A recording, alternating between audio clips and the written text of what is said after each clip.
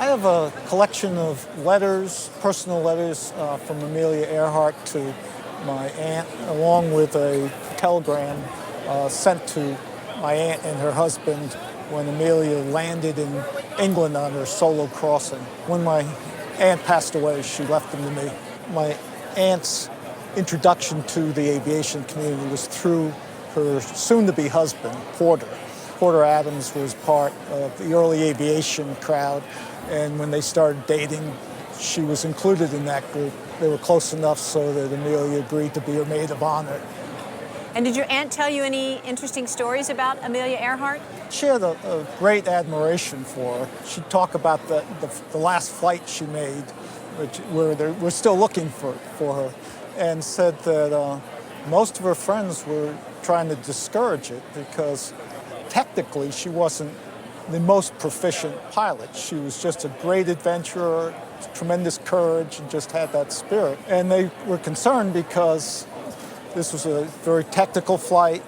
The navigators, everybody knows, had some history with some problems.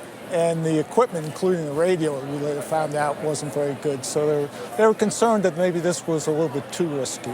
The great thing about this collection of letters is that it shows us what some of her other talents are. I think one of the things she had a talent for was public relations.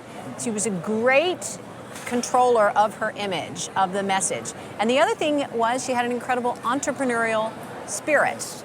You have an archive of about 8 letters. There are 4 typed letters, 4 handwritten letters. This one's written on the letterhead of the New York, Philadelphia, Washington Airway Corporation, which we learned from a later letter. She had a role as Vice President of Public Relations for this. And in this letter, she's talking to your uncle about trying to get involved in selling swimming pools. Let me know if you think it's a hot idea, and maybe you'll know someone who can dump in some cash, is the letter.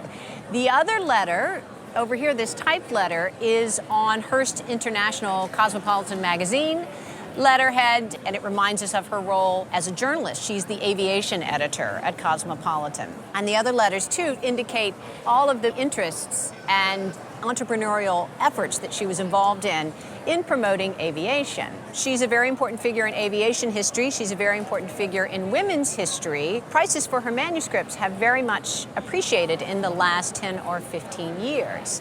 Letters are more valuable than telegrams in general, although that's an interesting telegram on its own. I would value the collection with an auction estimate of $12,000 to $18,000. Excellent.